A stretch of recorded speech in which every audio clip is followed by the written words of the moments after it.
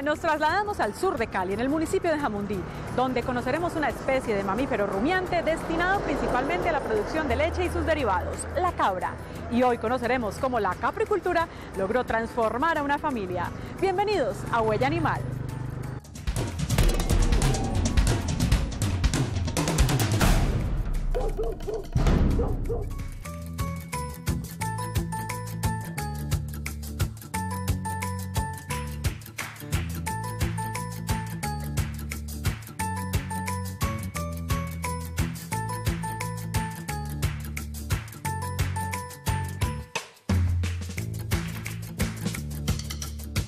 Nos encontramos en la finca La Herencia. Aquí hay un aprisco con cabras manejadas ecológicamente y alimentadas con forrajes orgánicos. Además, se produce una gran variedad de frutas tropicales. Pero para conocer un poco más sobre capricultura y todo lo que se deriva de esta actividad, yo me encuentro con José María Borrero, abogado, ecologista, durante más de 4 décadas en la defensa de los derechos ambientales. Profesor, poeta y capricultor, bienvenido a nuestro programa Huella Animal. Muchas gracias. Me siento muy complacido de estar aquí con ustedes, de su visita aquí a nuestro aprisco. Y nosotros estamos felices porque además vamos a aprender mucho sobre capricultura. Yo quiero que le contemos a nuestros televidentes cómo empieza José María justamente en el mundo caprino, cómo ejerce toda la parte ambiental, digamos, por medio de esta práctica. Bueno, para ser breve, somos lo que comemos. Es decir, hay una relación muy directa entre nuestros alimentos y nuestra condición de seres, en este caso de seres humanos. Entonces, empecé a trabajar en la producción de alimentos orgánicos. Es decir, empecé a pensar en los alimentos que yo tenía que tener para mí y para mi familia. Entonces empecé con unas huertas, con unas huerticas. Primero una huerta en una ventana, que es muy fácil hacerla. Aquí inclusive todavía tenemos un modelito de una pequeña huerta que se puede tener en un balcón. Después hice una huerta en mi oficina, después hicimos otra huerta ya muy pequeña aquí atrás, detrás de esta casa, y luego en la montaña en donde teníamos una cabaña. Y a partir de allí fue mi relación, una relación más con el campo, y empecé a pensar en los quesos, en quesos de cabra. Siempre había imaginado que algún día podría tener quesos, pero quesos de leche de cabra, pues por todos los beneficios que tiene la leche de cabra. Entonces así comencé en el trabajo con las cabras, porque ellas no solamente nos producen los quesos, la leche para los quesos, sino que ellas tienen un producto muy importante que se llama caprinasa. Es decir, la caprinasa, para decirlo en cristiano, es el estiércol de las cabras, pero el estiércol de las cabras es un insumo muy importante en esta finca, porque ese insumo se transforma en compost y ese compost es el fertilizante de nuestros árboles, de nuestros cultivos, de los forrajes y de los pastos. Claro, yo quiero que hablemos un poco de la finca La Herencia y de la EFE. ¿Cómo están constituidas? ¿Cómo es su función? Bueno, el proyecto realmente lo comenzamos en la EFE. La EFE ya en este momento no es nuestra y se llamaba la EFE porque era un pequeño territorio de 3.500 metros cuadrados allí en el kilómetro 28 de la carretera al mar, en las goteras del bosque de Niebla, un pedacito. Entonces Beatriz, mi esposa, dijo que se iba a llamar la EFE porque no alcanzó para finca. Entonces es solamente la EFE. Y allí comenzamos todo nuestro laboratorio y todo nuestro aprendizaje. Allí hicimos las primeras huertas, los primeros cultivos, allí tuvimos las primeras cabras. Después, como se aumentó el número de las cabras, crecieron, cada vez más cabras, entonces había que pensar dónde vamos a tener las cabras. Entonces compramos otro predio allá mismo en el kilómetro 28, que es la finca que hoy tenemos, que ya hoy se llama Cabrita. Ya no tenemos la cabañita, sino que tenemos Cabrita, que está en el kilómetro 28. Y bueno, cuando Beatriz se jubiló, ya se jubiló ella dice, yo quiero tener mi casa y vivir en el campo. Entonces hace como unos 11 años, 10 años, este predio era de la familia desde hacía muchos años. Entonces ella dijo, yo quiero tener mi casa allá en la finca, y entonces aquí se hizo la casa y aquí también trajimos cabras. La herencia. Esta es herencia y por eso se llama herencia, porque es en efecto una herencia. La agroecología que usted practica en su finca, ¿qué tanto, digamos, le puede servir a otras fincas para resolver problemas ambientales, pero también, digamos, económicos y de producción de alimentos? ¿Eso qué significa? Que este es un modelo reproducible. Este es un modelo para que la gente lo imite, para que vea. ¿Y nosotros aquí qué hacemos? Lo único que nosotros hacemos aquí cuando establecemos el sistema es imitar a la naturaleza. Nosotros estamos en el bosque seco tropical. Tenemos árboles, los árboles gobiernan la arquitectura vegetal y alrededor de los árboles nosotros asociamos los otros cultivos, asociamos los pastos y de esa manera, imitando a la naturaleza, imitando al bosque, nosotros logramos que aquí haya sostenibilidad. Aquí no se aplica un veneno. Que justamente, José María, quiero que me hable de eso y que le cuente a nuestros televidentes cómo es ese proceso sostenible que hacen ustedes con las cabras. Por eso, a ver, aquí no se aplican agrotóxicos, no se aplica ningún tipo de agrotóxico, ningún tipo de fertilizante de síntesis. Aquí todo es completamente natural. Hay producción sin necesidad de recurrir pues a agentes químicos. Entonces, esto es viable. Además, la cabra es un animal mucho más pequeño, digámoslo, que un vacuno. Entonces, esto tiene unas ventajas para predios pequeños. Es una persona que tiene 2 hectáreas o inclusive una persona que tiene 1 hectárea puede tener unas cabritas y esas cabritas no solamente le van a dar la leche, sino que además de darle la leche, vuelvo y repito, le van a dar la caprinaza. Esto es un estilo de vida. Y como estilo de vida puede ser adoptado por las personas con una gran facilidad. Imite al bosque. Nosotros imitamos el bosque aquí, en el bosque seco tropical, y imitamos el bosque allá en la otra finca que tenemos en el kilómetro 28, que es allá imitando, estamos en las goteras del bosque de niebla, entonces nosotros lo imitamos. Entonces, para contestar mejor su pregunta, ¿qué hace el que tiene el pedacito de tierra? Lo primero que hace es diseñarlo. Entonces él diseña, él conceptúa, hace un diseño ambiental, eso se llama diseño ambiental.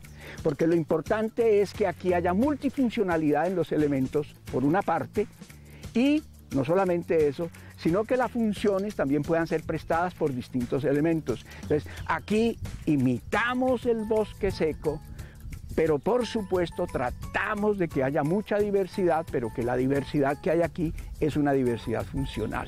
Entonces, en síntesis, esto puede ser sostenible, ambiental, económica y socialmente. Claro, mucho por aprender sobre capricultura. Hacemos esta pausa y ya regresamos.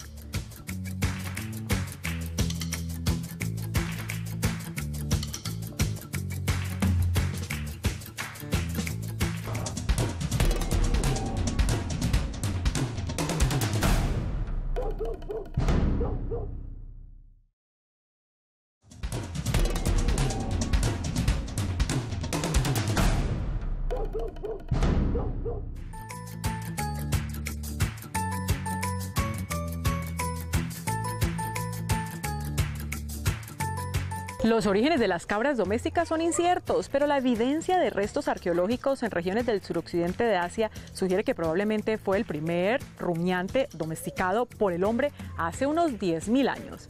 Yo sigo con José María Borrero y ahora quiero introducirme más en el tema de las cabras y precisamente, José María, hablemos entonces de ese rumiante, de su origen, de las características de la capricultura. Esas cabras que vinieron a América en los barcos de los colonizadores fueron cabras que seguramente ellos tomaron en las Islas Canarias. Se conoce, esa es una raza de las Canarias, la raza de las cabras canarias. Y llegaron aquí, a Colombia y a América. Y en Colombia específicamente quedan descendientes de esas cabras originales de los españoles. Primero en el Cañón del Chicamocha, que es la cabra santanderiana, que es una cabra que hoy está en proceso de reconocérsele como una raza, porque tiene características muy particulares. Después la cabra guajira, que es la que generalmente tienen los guayú, y después hay una cabra sabanera, pues en esos valles del Sinuy y de San Jorge. Esa es la cabra colombiana que pudiéramos llamar cabra criolla. esas no son cabras de alta productividad lechera.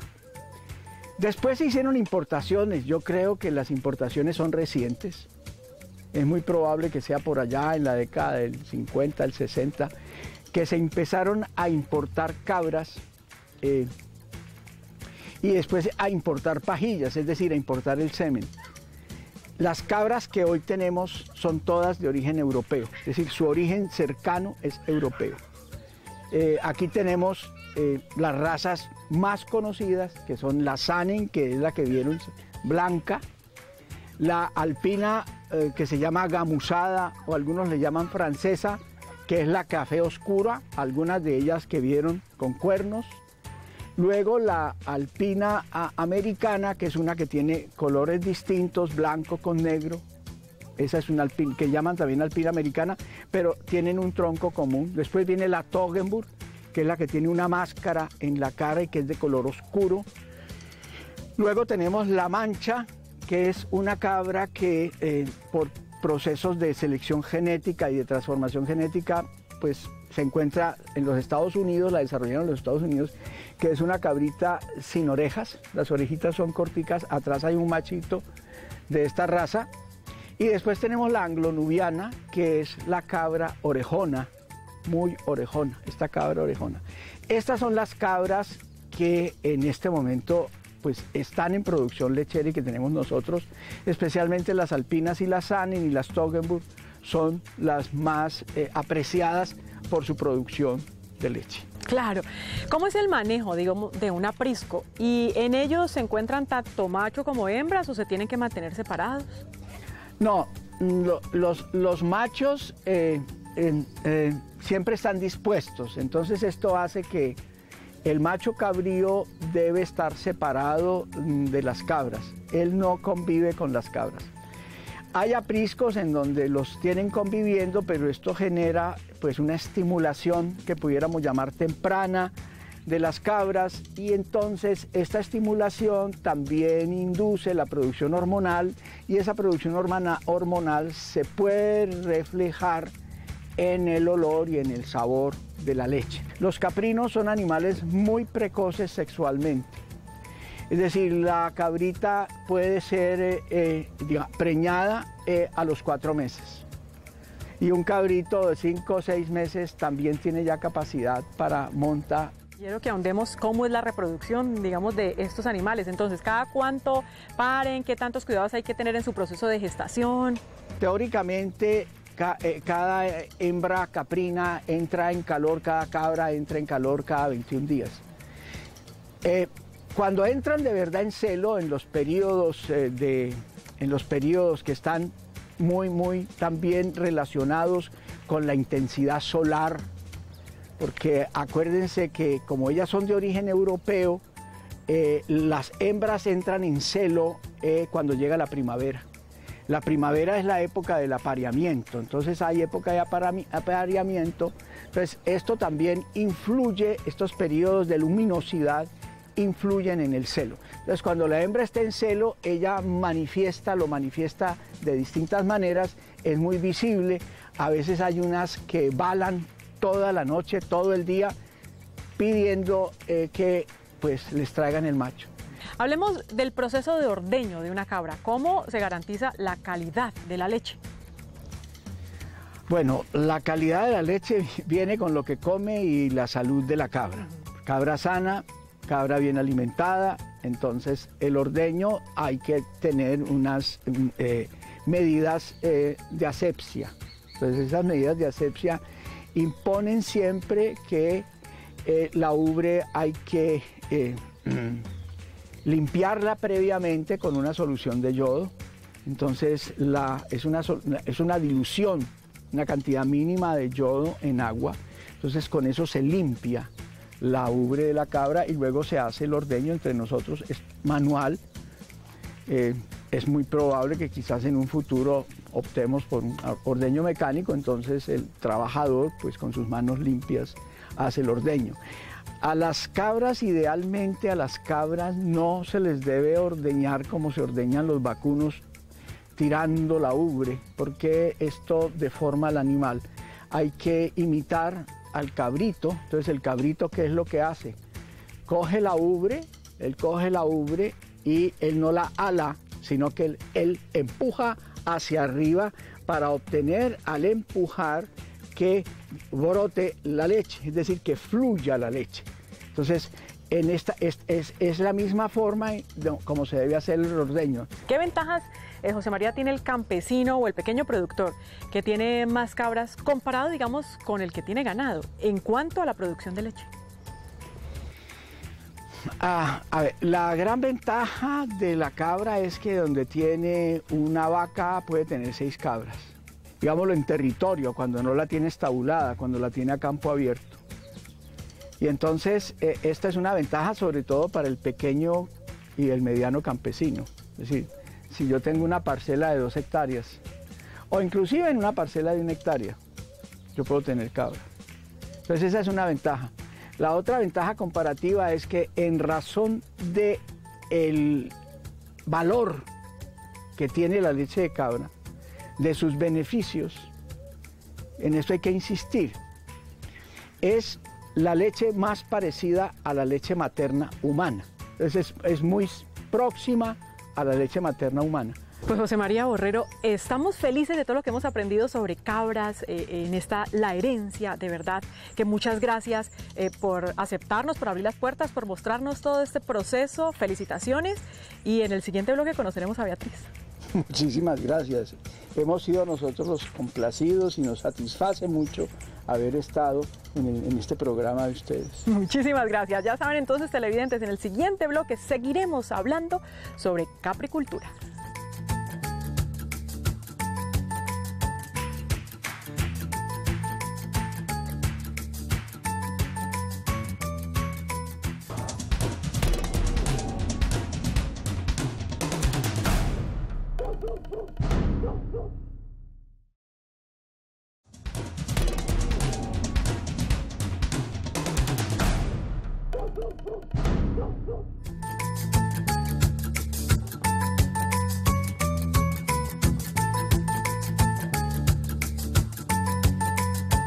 Seguimos ahora con Beatriz Navia, esposa de José María Borrero, quien desde hace algún tiempo junto con su esposo decidieron producir todo tipo de productos derivados de la leche de cabra.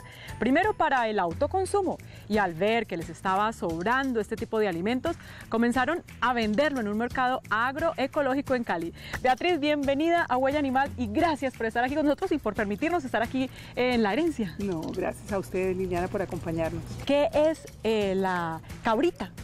Bueno, Cabrita es una empresa familiar en la que estamos trabajando mi esposo y yo desde hace unos 17 años, creo, que conseguimos las primeras cabritas y empezamos a producir quesitos de cabra y leche. Y Cabrita también nos decía José María, es un lugar, digamos, en el kilómetro 28. El nombre de la finca que tenemos en la montaña también es Cabrita. ¿Cómo es justamente, Beatriz, el proceso de elaboración de quesos que ustedes producen? Bueno, en cada finca tenemos una pequeña instalación para preparar los quesos y la leche llega del ordeño, se pasteuriza y se cuaja los días que se va a hacer queso fresco, queso maduro o yogur, dependiendo del producto. Otros días se empaca y es lo que llevamos al mercado agroecológico cada semana. ¿Se lleva leche, yogur y queso? Llevamos leche fresca, yogur con frutas y sin fruta, ricota, queso fresco y queso maduro. ¿Y cómo es, digamos, la diferencia en el proceso de ricota, queso fresco y queso ya maduro? Bueno, el queso fresco, como su nombre indica, se cuaja, se empaca y se lleva al mercado al día siguiente. El queso maduro se conserva en un cuarto frío a temperatura y humedad controlada por 3 meses más o menos y ya después se empaca y se lleva al mercado. Y el yogur se prepara el domingo para venderlo el sábado. ¡Wow! Es decir, sumamente fresco. La leche de cabra y sus derivados, entre ellos el queso, el yogur, lo que estamos hablando el día de hoy, ¿cómo benefician el organismo de los humanos? Bueno, primero, esos son productos orgánicos.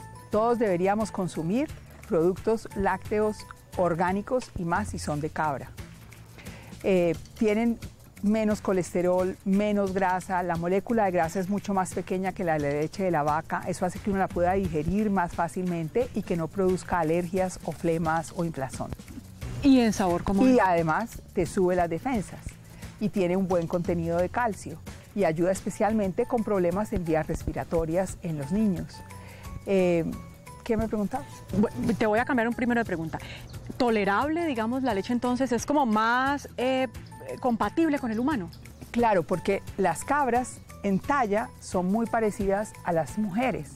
Entonces su leche es muy parecida a la leche humana. ¿Y en sabor cómo es, digamos, que tú conoces y que has podido, digamos, con la experiencia compartir con otras personas? Bueno, nuestra leche, como las hembras y los machos no viven permanentemente en contacto, es una leche que no está perfumada.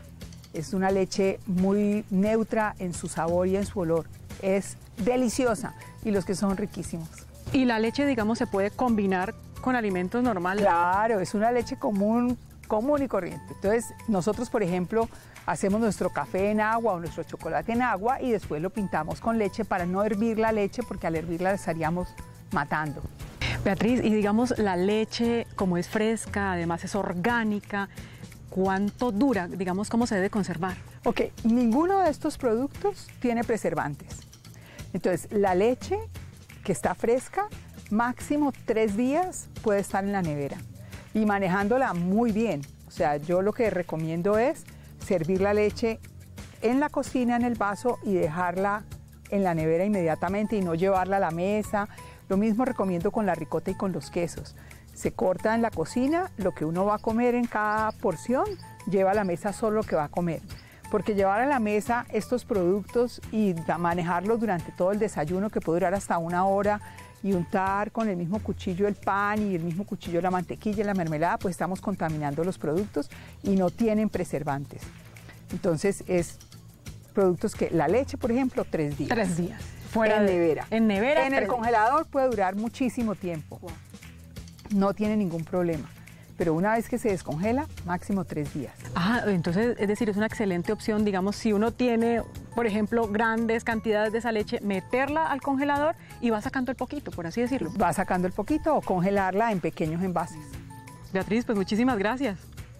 A ti, Liliana, muchas gracias por venir acá. Gracias por todo eso, acompañarnos. por abrirnos esas puertas, por enseñarnos todo esto, por mostrarnos además esta herencia que definitivamente es ecoamigable. Amigos de Huella Animal, hemos llegado entonces al final de nuestro programa. Espero que hayan aprendido bastante acerca del ganado caprino. Los esperamos próximamente y muchas gracias de nuevo, Beatriz, por permitirnos conocer sobre estos grandiosos animales y todos los beneficios que nos aportan a los seres humanos. Nos vemos la próxima semana con más Huella Animal. Chao. Chao.